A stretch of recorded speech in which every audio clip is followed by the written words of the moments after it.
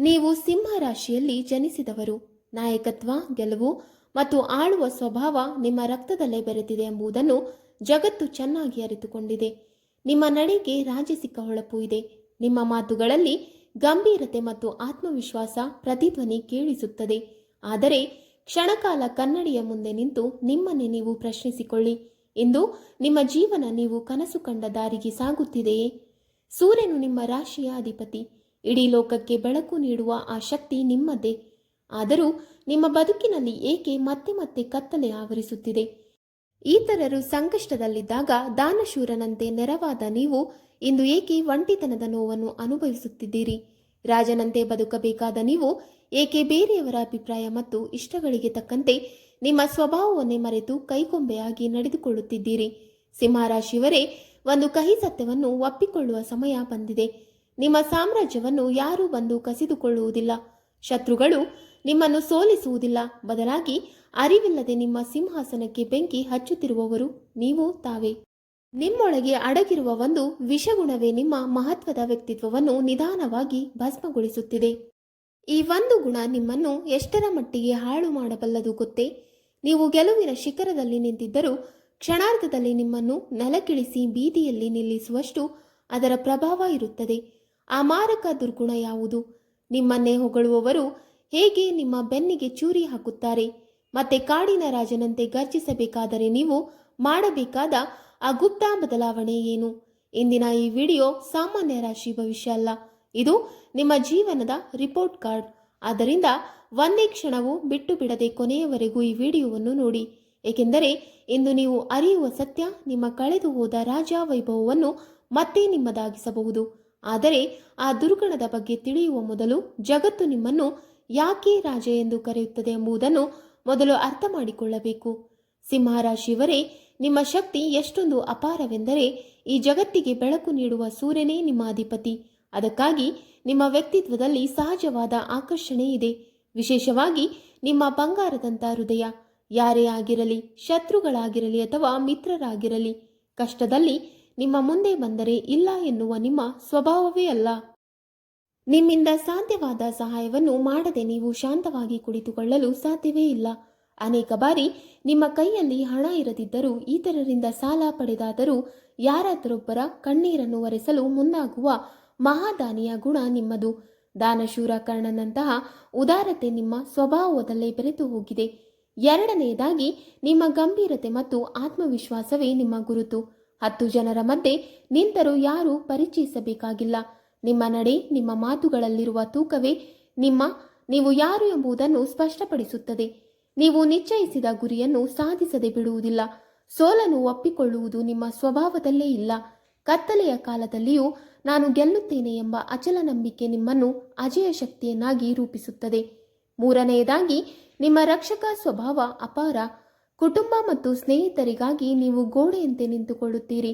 ನಿಮ್ಮವರ ಮೇಲೆ ಯಾರಾದರೂ ಕಣ್ಣಿಟ್ಟರೆ ನೀವು ಮೌನವಾಗಿರುವುದಿಲ್ಲ. ನಿಮ್ಮ ಈ ನಾಯಕತ್ವ ಮತ್ತು ಕಾವಲುದಾರ ಗುಣಗಳ ಕಾರಣಕ್ಕೆ ಜನರು ನಿಮ್ಮನ್ನು ನಂಬುತ್ತಾರೆ ಮತ್ತು ಗೌರವಿಸುತ್ತಾರೆ. ಸಿಂಹರಾಶಿಯವರೇ, ಅಧಿಕಾರಕ್ಕಾಗಿ ನೀವು ಓಡುವುದಿಲ್ಲ, ಅಧಿಕಾರವೇ ನಿಮ್ಮನ್ನು ಹುಡುಕಿಕೊಂಡು ಬರುತ್ತದೆ. ಇಷ್ಟೊಂದು ಅಪಾರ ಶಕ್ತಿಗಳು ನಿಮ್ಮೊಳಗಿರುವಾಗ, ಇಡೀ ಜಗತ್ತನ್ನೇ ಗೆಲ್ಲುವ ಸಾಮರ್ಥ್ಯ ನಿಮಗಿದ್ದಾಗ ಯಾಕೆ ಕೆಲವೊಮ್ಮೆ ಅಸಹಾಯಕರಂತೆ ಅನುಭವಿಸುತ್ತೀರಿ? ನಿಮ್ಮ ಬಂಗಾರದಂಥ ಹೃದಯವನ್ನೇ ಅಸ್ತ್ರವನ್ನಾಗಿ ಮಾಡಿಕೊಂಡು ಜನರು ಯಾಕೆ ನಿಮ್ಮನ್ನೇ ಸೋಲಿಸುತ್ತಿದ್ದಾರೆ? ಸೂರ್ಯನಂತೆ ಹೊಳೆಯುವ ನಿಮ್ಮ ತೇಜಸ್ಸನ್ನು ಮುಸುಕು ಮಾಡುತ್ತಿರುವ ಆ ಕತ್ತಲೆ ಗುಣ ಯಾವುದು? ಈಗ ಆ ನಿಜವಾದ ಸತ್ಯವನ್ನು ಎದುರಿಸೋಣ. ಕಾಡಿನ ರಾಜನನ್ನು ಬಲದಿಂದ ಜಯಿಸುವುದು ಕಷ್ಟ.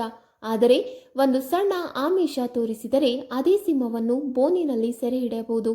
ಸಿಂಹರಾಶಿಯವರೇ, ನಿಮ್ಮ ಜೀವನದಲ್ಲಿನ ಆ ಬೋನು ಎಂದರೆ ಹೊಗಳಿಕೆಗೆ ಮಾರು ಹೋಗುವ ನಿಮ್ಮ ಸೂಕ್ಷ್ಮ ಅಹಂಕಾರ. ಕೇಳಲು ಇದು ಸಣ್ಣ ವಿಷಯವೆನಿಸಬಹುದು, ಆದರೆ ಇದೇ ನಿಮ್ಮ ಪತನದ ಬೀಜವಾಗಬಹುದು. ಯಾರಾದರೂ ನಿಮ್ಮ ಮುಂದೆ ಬಂದು ನಿಮ್ಮಂಥವರು ಯಾರೂ ಇಲ್ಲ, ನೀವು ನಿಜವಾದ ರಾಜ, ನಿಮ್ಮ ದಾನಗುಣಕ್ಕೆ ಸಾಟಿಯೇ ಇಲ್ಲ ಎಂದು ಬೆಣ್ಣೆ ಹಚ್ಚಿದ ಕ್ಷಣ ನೀವು ಅವರನ್ನು ತಕ್ಷಣ ನಿಮ್ಮ ಅತ್ಯಂತ ಆಪ್ತರೆಂದು ನಂಬಿಬಿಡುತ್ತೀರಿ. ನಿಮ್ಮ ಅತಿ ದೊಡ್ಡ ಶತ್ರುಗಳು ನಿಮ್ಮನ್ನ ಬೈಯೋರಲ್ಲ ಅಥವಾ ನಿಮ್ಮ ಎದುರು ನಿಂತು ಹೋರಾಡೋರಲ್ಲ. ಬದಲಾಗಿ ನಿಮ್ಮ ಬೆನ್ನ ಹಿಂದೆ ನಿಂತು ನಿಮ್ಮನ್ನ ಮಿತಿಮೀರಿ ಹೊಗಳುವ ಆ ಮುಖ ಸುತ್ತಿ ಮಾಡುವ ಜನರು ಇವರು. ನಿಮ್ಮ ಅಹಂಕಾರವನ್ನ ತಣಿಸುತ್ತಾರೆ. ನಿಮಗೆ ಬೇಕಾದದನ್ನೇ ಅವರು ಮಾತನಾಡುತ್ತಾರೆ. ಇದರಿಂದ ಏನಾಗುತ್ತದೆ ಗೊತ್ತಾ? ನಿಮ್ಮ ಬುದ್ಧಿವಂತಿಕೆ ಒಂದು ಕಪ್ಪು ಪರದೆ ಬೀಳುತ್ತದೆ. ಯಾರು ನಿಜವಾಗಲೂ ನಿಮ್ಮ ಹಿತ ಬಯಸುತ್ತಾರೋ, ಯಾರು ನಿಮ್ಮ ತಪ್ಪನ್ನು ನಿಮ್ಮ ಮುಖದ ಮುಂದೆ ನೇರವಾಗಿ ಹೇಳುತ್ತಾರೋ ಅವರು ನಿಮಗೆ ಶತ್ರುಗಳಂತೆ ಕಾಣುತ್ತಾರೆ. ಆದರೆ ಯಾರು ನಿಮ್ಮನ್ನ ಹೊಗಳುತ್ತಾರೋ, ನಿಮ್ಮನ್ನ ದಾರಿ ತಪ್ಪಿಸುತ್ತಾರೋ ಅವರು ನಿಮಗೆ ದೇವತೆಗಳಂತೆ ಕಾಣುತ್ತಾರೆ. ಇದೇ ನಿಮ್ಮ ಸೋಲಿನ ಆರಂಭ. ಈ ಹೊಗಳಿಕೆಯ ಅಮಲದಲ್ಲಿ ನೀವು ತಪ್ಪು ನಿರ್ಧಾರಗಳನ್ನು ತೆಗೆದುಕೊಳ್ಳುತ್ತೀರಿ. ಅಯೋಗ್ಯರಿಗೆ ಸಹಾಯ ಮಾಡುತ್ತೀರಿ. ಬೆಲೆ ಇಲ್ಲದವರಿಗೆ ಸಿಂಹಾಸನ ಕೊಡುತ್ತೀರಿ. ಕೊನೆಗೆ ಕೆಲಸ ಮುಗಿದ ಮೇಲೆ ಆ ವ್ಯಕ್ತಿಗಳು ನಿಮ್ಮನ್ನ ತುಳಿದು ಮುಂದೆ ಹೋಗುವಾಗ ನೀವು ಒಂಟಿಯಾಗಿ ನಿಂತು ನಾನೇಕೆ ಸೋತೆ ಎಂದು ಯೋಚಿಸುತ್ತೀರಿ. ಮತ್ತೊಂದು ಕಹಿ ಸತ್ಯವೆಂದರೆ, ನಿಮ್ಮ ತಪ್ಪು ಸ್ವಾಭಿಮಾನ ನಿಮ್ಮಲ್ಲಿರುವುದು. ಸ್ವಾಭಿಮಾನ ಎಂದು ನೀವು ನಂಬಿರುತ್ತೀರಿ. ಆದರೆ ಅದು ಯಾವಾಗ ಅಹಂಕಾರವಾಗಿ ಬದಲಾಗುತ್ತದೆ ಎಂಬುದು ನಿಮಗೆ ತಿಳಿಯುವುದಿಲ್ಲ. ಯಾರಾದರೂ ನಿಮಗೆ ಚಿಕ್ಕ ಸಲಹೆಯನ್ನೇ ನೀಡಿದರೂ ಅದನ್ನು ಅವಮಾನವೆಂದು ಭಾವಿಸುವ ಸ್ವಭಾವ ನಿಮ್ಮೊಳಗೆ ಬೆಳೆದು ಬರುತ್ತಿದೆ. ನನಗೆಲ್ಲ ಗೊತ್ತು, ನಾನು ಯಾರಿಗಿಂತಲೂ ಕಡಿಮೆ ಅಲ್ಲ ಎನ್ನುವ ಆ ಮನೋಭಾವವೇ ನಿಮ್ಮನ್ನು ಹೊಸ ವಿಷಯಗಳನ್ನು ಕಲಿಯುವುದರಿಂದ ದೂರ ಮಾಡುತ್ತಿದೆ. ಸದಾ ರಾಜನಂತೆ ಕಾಣಬೇಕು ಎನ್ನುವ ಆಟದಲ್ಲಿ ನಿಮ್ಮ ಸುತ್ತಲೂ ಸತ್ಯ ಹೇಳುವವರಿಗಿಂತ ಹೊಗಳುವವರನ್ನೇ ಹೆಚ್ಚು ಸೇರಿಸಿಕೊಳ್ಳುತ್ತಿದ್ದೀರಿ. ಆ ಹೊಗಳು ಭಟ್ಟರ ವಲಯದಲ್ಲಿ ನಿಮ್ಮ ಸಾಮ್ರಾಜ್ಯ ನಿಧಾನವಾಗಿ ಕುಸಿಯುತ್ತಿದೆಯೇ ಎಂಬುದೇ ನಿಮಗೆ ಕಾಣುತ್ತಿಲ್ಲ. ಸಿಂಹರಾಶಿಯವರೇ, ನಿಮ್ಮ ಸೋಲಿಗೆ ಕಾರಣ ಹೊರಗಿನ ಜಗತ್ತು ಅಲ್ಲ, ಹೊಗಳಿಕೆಗೆ ಹಾತೊರೆಯುವ ನಿಮ್ಮ ಮನಸ್ಸೇ. ನಿಮ್ಮ ಕಿವಿಗಳಿಗೆ ಸತ್ಯಕ್ಕಿಂತ ಸಿಹಿ ಮಾತುಗಳು ಹೆಚ್ಚು ಇಷ್ಟವಾಗುತ್ತಿರುವುದು ಇದೇ ಆ ವಿಷಯದ ಹನಿ. ಸೂರ್ಯನಂತಿರುವ ನಿಮ್ಮ ವ್ಯಕ್ತಿತ್ವಕ್ಕೆ ಗ್ರಹಣ ತರುತ್ತಿರುವುದು. ಇಷ್ಟು ಹೊತ್ತು ನಾವು ಆ ಗುಣದ ಬಗ್ಗೆ ಚರ್ಚಿಸಿದ್ದೇವೆ, ಆದರೆ ಅದು ನಿಮ್ಮ ಜೀವನದ ಮೇಲೆ ಎಷ್ಟು ಗಂಭೀರ ಪರಿಣಾಮ ಬೀರುತ್ತಿದೆ ಎಂಬುದನ್ನು ಯೋಚಿಸಿದ್ದೀರಾ?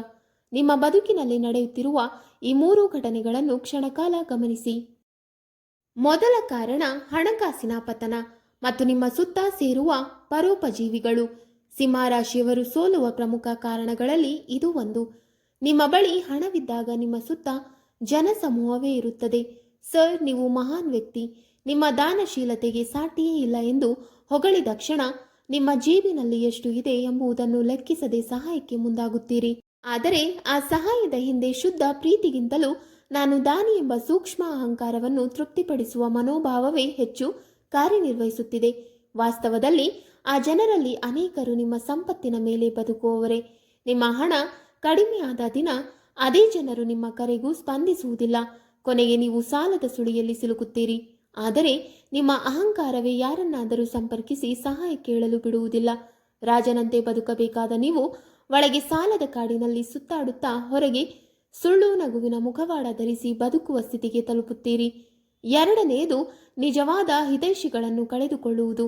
ಇದು ಸಿಂಹರಾಶಿಯವರ ಜೀವನದಲ್ಲಿನ ಅತಿ ದೊಡ್ಡ ದುರಂತಗಳಲ್ಲಿ ಒಂದಾಗಿದೆ. ಸಿಂಹರಾಶಿಯವರೇ, ನಿಮ್ಮ ಜೀವನದಲ್ಲಿ 2 ರೀತಿಯ ವ್ಯಕ್ತಿಗಳಿರುತ್ತಾರೆ. ಒಬ್ಬರು ನಿಮ್ಮ ತಪ್ಪುಗಳನ್ನು ನೇರವಾಗಿ ಹೇಳಿ ನಿಮ್ಮನ್ನ ತಿದ್ದುವ ಕಹಿ ವ್ಯಕ್ತಿ. ಇನ್ನೊಬ್ಬ ನೀವು ತಪ್ಪು ಮಾಡಿದರೂ ಸರ್ ನೀವು ಮಾಡಿದ್ದೆ ಸರಿ ಎಂದು ಬೆಣ್ಣೆ ಹಚ್ಚುವ ಸಿಹಿ ಮೋಸಗಾರ. ದುರಾದೃಷ್ಟ ವಶತ್ ನೀವು ಆ ಕಹಿ ವ್ಯಕ್ತಿಯನ್ನು ಅಹಂಕಾರದಿಂದ ದೂರ ತಳ್ಳಿ ಆ ಸಿಹಿ ಮೋಸಗಾರನನ್ನ ಅಪ್ಪಿಕೊಳ್ಳುತ್ತೀರಿ. ನಿಮ್ಮನ್ನ ಪ್ರೀತಿಸುವವರು ನಿಮ್ಮ ಒಳಿತಿಗಾಗಿ ಸತ್ಯ ಹೇಳಿದಾಗ ಅದು ನಿಮಗೆ ಅವಮಾನದಂತೆ ಕಾಣಿಸುತ್ತದೆ. ಪರಿಣಾಮವಾಗಿ ನಿಮ್ಮ ಜೀವನದ ಸತ್ಯ ಹೇಳುವ ವೈದ್ಯರನ್ನ ನೀವು ದೂರ ಮಾಡಿ ನಿಮ್ಮನ್ನ ಸಾಯಿಸುವ ವಿಷಗಾರರನ್ನ ಜೊತೆಗೆ ಇಟ್ಟುಕೊಳ್ಳುತ್ತೀರಿ. ಕೊನೆಗೆ ನೀವು ಒಂಟಿಯಾದಾಗ ನಿಮ್ಮ ಜೊತೆ ಸತ್ಯ ಹೇಳುವ ಒಬ್ಬನೇ ಒಬ್ಬ ವ್ಯಕ್ತಿಯೂ ಇರುವುದಿಲ್ಲ. ಮೂರನೆಯದಾಗಿ, ಬೆಳವಣಿಗೆ ಇಲ್ಲದ ನನಗೆ ಎಲ್ಲವೂ ತಿಳಿದಿದೆ ಎನ್ನುವ ಭಾವನೆ ನಿಮ್ಮನ್ನು ಹೊಸದನ್ನ ಕಲಿಯುವುದರಿಂದ ತಡೆಯುತ್ತಿದೆ. ಜಗತ್ತು ವೇಗವಾಗಿ ಬದಲಾಗುತ್ತಿದೆ, ಆದರೆ ಸಿಂಹರಾಶಿಯವರು ತಮ್ಮ ಹಳೆಯ ರಾಜ್ಯ ವೈಭವದಲ್ಲೇ ಬದುಕುತ್ತಿರುತ್ತಾರೆ. ಯಾರಾದರೂ ಬಂದು ನಿಮಗೆ ಹೊಸ ತಂತ್ರಜ್ಞಾನ ಅಥವಾ ಹೊಸ ದಾರಿಯ ಬಗ್ಗೆ ಹೇಳಿಕೊಡಲು ಬಂದರೆ ನನಗೇನು ಬುದ್ಧಿ ಹೇಳ್ತೀರಾ ಎನ್ನುವ ಭಾವನೆಯಿಂದ ಅವರನ್ನ ಕಡೆಗಣಿಸುತ್ತೀರಿ. ಇದರಿಂದ ಕಾಲ ನಿಮ್ಮನ್ನ ಹಿಂದೆ ಹಾಕಿ ಮುಂದೆ ಹೋಗುತ್ತದೆ. ಸಿಂಹರಾಶಿಯವರೇ, ನಿಮ್ಮ ಸಮಕಾಲೀನರೆಲ್ಲರೂ ಶಿಖರ ಏರುತ್ತಿದ್ರೆ ನೀವು ಮಾತ್ರ ನಿಮ್ಮ ಹಳೆಯ ಕಥೆಯರನ್ನ ಹೇಳ್ತಾ ಅಲ್ಲೇ ನಿಂತಿರ್ತೀರಿ. ಸಿಂಹರಾಶಿಯವರೇ, ರಾಜನಾದವರು ಕೇವಲ ಆದೇಶ ನೀಡಿದರೆ ಸಾಲದು, ಸತ್ಯವನ್ನು ಆಲಿಸುವ ತಾಕತ್ತು ಹೊಂದಿರಬೇಕು. ಸತ್ಯವನ್ನ ಆಲಿಸಿದ ರಾಜನ ಸಾಮ್ರಾಜ್ಯ ಬಹಳ ದಿನ ಉಳಿಯುವುದಿಲ್ಲ. ಇವತ್ತು ನಿಮ್ಮ ಬದುಕು ಯಾಕೆ ಅಸ್ತವ್ಯಸ್ತವಾಗಿದೆ ಎಂದು ಈಗಲಾದರೂ ಅರ್ಥವಾಯಿತಾ? ನಿಮ್ಮ ಸುತ್ತಲೂ ಇರುವ 100 ಜನರ ಹೊಗಳಿಕೆಗಿಂತ ನಿಮ್ಮ ಒಳಮನಸ್ಸು ಹೇಳುವ ಕಹಿ ಸತ್ಯಕ್ಕೆ ಬೆಲೆ ಕೊಡುವ ಸಮಯ ಬಂದಿದೆ. ಸಿಂಹರಾಶಿಯವರೇ, ಇಷ್ಟೊತ್ತು ನಿಮ್ಮ ಸೋಲಿನ ಕಹಿ ಸತ್ಯಗಳನ್ನು ಕೇಳಿಸಿಕೊಂಡಿದ್ದೀರಿ. ಈಗ ಸಮಯ ಬಂದಿದೆ ಮತ್ತೆ ಕಾಡಿನ ರಾಜನಂತೆ ಎದ್ದು ನಿಲ್ಲುವ ಸಮಯ. ಆಳಿದು ಹೋದ ಸಾಮ್ರಾಜ್ಯವನ್ನೇ ಮತ್ತೆ ಕಟ್ಟುವ ತಾಕತ್ತು ನಿಮ್ಮಲ್ಲಿದೆ. ಅದಕ್ಕಾಗಿ ನೀವು ಮಾಡಬೇಕಾದ 3 ಪ್ರಮುಖ ಬದಲಾವಣೆಗಳು ಇಲ್ಲಿವೆ. ಮೊದಲನೆಯದಾಗಿ ಹೊಗಳಿಕೆಯ ವಿಷಯ ಅಥವಾ ಸತ್ಯದ ಅಮೃತವನ್ನು ಗುರುತಿಸಿ. ನಿಮ್ಮ ಕಿವಿಗಳಿಗೆ ಒಂದು ಫಿಲ್ಟರ್ ಹಾಕಿ ನಿಮ್ಮನ್ನ ಯಾರಾದರೂ ಅತಿಯಾಗಿ ಹೊಗಳಲು ಶುರು ಮಾಡಿದರೆ ತಕ್ಷಣ ಎಚ್ಚೆತ್ತುಕೊಳ್ಳಿ. ನನ್ನಲ್ಲಿ ಇಲ್ಲದ ಗುಣವನ್ನ ಇವರು ಯಾಕೆ ಹೇಳ್ತಾ ಇದ್ದಾರೆ, ಇವರ ಸ್ವಾರ್ಥವೇನು ಎಂದು ನಿಮ್ಮನ್ನೇ ಪ್ರಶ್ನಿಸಿಕೊಳ್ಳಿ. ಬದಲಾಗಿ ನಿಮ್ಮ ಮುಖದ ಮುಂದೆ ನಿಮ್ಮ ತಪ್ಪುಗಳನ್ನು ಎತ್ತಿ ತೋರಿಸುವ ವ್ಯಕ್ತಿಯನ್ನ ಗೌರವಿಸಿ. ಅವರ ಮಾತು ಕಹಿಯಾಗಿದ್ರೂ ಅದು ನಿಮ್ಮ ಏಳಿಗೆಗೆ ನೀಡುವ ಔಷಧಿಯಾಗಿರುತ್ತದೆ. ರಾಜನಾದವನು ಹೊಗಳಿಕೆಗೆ ಮಾರು ಹೋಗಬಾರದು, ಸತ್ಯದ ಮೇಲೆ ರಾಜಭಾರ ಮಾಡಬೇಕು. ಎರಡನೇದಾಗಿ ಭಾವನಾತ್ಮಕ ದಾನಕ್ಕೆ ಬ್ರೇಕ್ ಹಾಕಿ. ಸ್ಟ್ರಾಟಜಿಕ್ ಜನರಾಸಿಟಿ ನೀವು ಸಹಾಯ ಮಾಡಬೇಡಿ ಎಂದು ನಾನು ಹೇಳ್ತಾ ಇಲ್ಲ, ಆದರೆ ಆ ಸಹಾಯಕ್ಕೆ ಒಂದು ಅರ್ಥವಿರಲಿ. ಯಾರೋ ಒಬ್ಬರು ನಿಮ್ಮ ಅಹಂಕಾರವನ್ನು ತಣಿಸಿದರು ಎಂಬ ಕಾರಣಕ್ಕೆ ಅವರಿಗೆ ಹಣ ಅಥವಾ ಸಮಯ ವ್ಯರ್ಥ ಮಾಡಬೇಡಿ. ಅರ್ಹತೆ ಇರುವವರಿಗೆ ಮಾತ್ರ ಸಹಾಯ ಮಾಡಿ. ನಿಮ್ಮ ಹತ್ತಿರ ಇರುವ ಬಂಡವಾಳವನ್ನು ನಿಮ್ಮ ಸ್ವಂತ ಪ್ರಗತಿಗಾಗಿ, ನಿಮ್ಮ ಕುಟುಂಬದ ಭವಿಷ್ಯಕ್ಕಾಗಿ ಬಳಸಿ. ಅತಿಯಾದ ಪರೋಪಕಾರದ ಬದಲು ಬುದ್ಧಿವಂತಿಕೆಯ ಪರೋಪಕಾರ ನಿಮ್ಮದಾಗಲಿ. ಮೊದಲು ನಿಮ್ಮ ಸಾಮ್ರಾಜ್ಯ ಸುಭದ್ರವಾಗಿದ್ದರೆ ಮಾತ್ರ ನೀವು ಸಾವಿರಾರು ಜನರನ್ನ ರಕ್ಷಿಸಲು ಸಾಧ್ಯ. 3. ನನಗೆಲ್ಲ ತಿಳಿದಿದೆ ಎನ್ನುವ ಗೋಡೆ ಕೆಡವಿ. ಸಿಂಹ ರಾಶಿಯವರ ಅತಿ ದೊಡ್ಡ ವಿಜಯ ಎಂದರೆ ಅವರ ವಿನಯ. ನಿಜವಾದ ಜ್ಞಾನಿ ಯಾವಾಗಲೂ ಕಲಿಯಲು ಸಿದ್ಧನಾಗಿರುತ್ತಾನೆ. ಜಗತ್ತಿನ ಎಂತಹ ಸಣ್ಣ ವ್ಯಕ್ತಿಯಿಂದಲೂ ನೀವು ಕಲಿಯುವುದು ಇರುತ್ತದೆ. ಹೊಸ ತಂತ್ರಜ್ಞಾನ, ಹೊಸ ಆಲೋಚನೆಗಳು ಮತ್ತು ಬದಲಾಗುತ್ತಿರುವ ಕಾಲಕ್ಕೆ ತಕ್ಕಂತೆ ನಿಮ್ಮನ್ನು ನೀವು ಅಪ್ಡೇಟ್ ಮಾಡಿಕೊಳ್ಳಿ. ಹಳೆಯ ಜಯಗಳ ಕಥೆಗಳಲ್ಲೇ ನಿಲ್ಲದೆ ಹೊಸ ಸಾಧನೆಗಳ ಅಧ್ಯಯನಗಳನ್ನು ಬರೆಯಲು ಪ್ರಾರಂಭಿಸಿ. ವಿನಯ ಇರುವ ಸ್ಥಳದಲ್ಲೇ ಲಕ್ಷ್ಮಿ ನೆಲೆಸುತ್ತಾಳೆ ಎಂಬ ಸತ್ಯವನ್ನು ಮನದಲ್ಲಿಟ್ಟುಕೊಳ್ಳಿ. ಸಿಂಹ ರಾಶಿಯವರೇ, ನೀವು ನಿಮ್ಮ ಅಹಂಕಾರ ಎಂಬ ಶತ್ರುವನ್ನು ಜಯಿಸಿದ ದಿನದಿಂದ ಈ ಲೋಕದಲ್ಲಿ ನಿಮ್ಮನ್ನು ಸೋಲಿಸುವ ಶಕ್ತಿ ಯಾರಿಗೂ ಉಳಿಯುವುದಿಲ್ಲ. ಸೂರ್ಯನಂತಿದ್ದ ನಿಮ್ಮ ತೇಜಸ್ಸು ಮತ್ತೆ ನಿಮ್ಮ ಮುಖದಲ್ಲಿ ಕಂಗೊಳಿಸುತ್ತದೆ. ನಿಮ್ಮ ವ್ಯಕ್ತಿತ್ವವು ಎಷ್ಟೊಂದು ಪ್ರಭಾವಶಾಲಿಯಾಗಬಹುದು ಎಂದರೆ ಒಮ್ಮೆ ನಿಮ್ಮನ್ನು ತುಳಿದವರೇ ಬಂದು ನಿಮ್ಮ ಮುಂದೆ ತಲೆ ತಗ್ಗಿಸಿ ನಿಲ್ಲುವರು. ಆ ಸಾಮರ್ಥ್ಯ ನಿಮ್ಮೊಳಗೆ ಇದೆ. ಕಹಿಯಾದ ಸತ್ಯಗಳನ್ನು ಕೇಳುವುದು ಕಷ್ಟ, ಆದರೆ ಅವನ್ನು ಅರ್ಥ ಮಾಡಿಕೊಂಡು ಸ್ವೀಕರಿಸಿದವನೇ ನಿಜವಾದ ರಾಜನಾಗುತ್ತಾನೆ. ಇಂದಿನವರೆಗೂ ನೀವು ಏನೇ ಕಳೆದುಕೊಂಡಿರಲಿ, ಯಾರೇ ನಿಮ್ಮನ್ನು ನಿರ್ಲಕ್ಷ್ಯ ಮಾಡಿರಲಿ, ನೆನಪಿರಲಿ, ಸೂರ್ಯನಿಗೆ ಗ್ರಹಣ ಬಿದ್ದರೂ ಅದು ತಾತ್ಕಾಲಿಕ. ಸೂರ್ಯ ತನ್ನ ಕಿರಣಗಳನ್ನು ಎಂದಿಗೂ ಕಳೆದುಕೊಳ್ಳುವುದಿಲ್ಲ. ಹಾಗೆಯೇ ನಿಮ್ಮೊಳಗಿನ ರಾಜಸಿಕ ಹೊಳಪನ್ನು ಮತ್ತೆ ಹೊರತೆಗೆಯಿರಿ. ನಿಮ್ಮ ವಿನಯವೇ ನಿಮ್ಮ ಸಿಂಹಾಸನವಾಗಲಿ, ನಿಮ್ಮ ಪರಿಶ್ರಮವೇ ನಿಮ್ಮ ಕಿರೀಟವಾಗಲಿ. ಇಂದಿನಿಂದಲೇ ಹೊಗಳುವವರ ಪ್ರಭಾವದಿಂದ ದೂರವಿರಿ. ನಿಜವನ್ನು ಹೇಳುವವರನ್ನು ನಿಮ್ಮ ಬಳಿಗೆ ಸೆರೆಯಿರಿ. ಆಗ ನಿಮ್ಮ ವ್ಯಕ್ತಿತ್ವದ ಪ್ರಭಾವ ಎಷ್ಟೊಂದು ಹೆಚ್ಚುತ್ತದೆ ಎಂದರೆ ಒಮ್ಮೆ ನಿಮ್ಮನ್ನು ಮೋಸ ಮಾಡಿದವರೇ ನಿಮ್ಮ ಯಶಸ್ಸನ್ನು ಕಂಡು ಅಸೂಯೆ ಪಡುವವರು. ವೀಕ್ಷಕರೇ, ನಿಮಗೆ ಈ ಮಾಹಿತಿ ಇಷ್ಟವಾದಲ್ಲಿ ವಿಡಿಯೋಗೆ ಲೈಕ್ ಮಾಡಿ, ಶೇರ್ ಮಾಡಿ ಹಾಗೂ ಕಮೆಂಟ್ ಮಾಡಿ. ಇಂತಹ ಮುಂದಿನ ವಿಡಿಯೋಸ್ಗಳಿಗಾಗಿ ನಮ್ಮ ಚಾನಲ್ ಅನ್ನು ಸಬ್ಸ್ಕ್ರೈಬ್ ಮಾಡಿ. ಧನ್ಯವಾದಗಳು.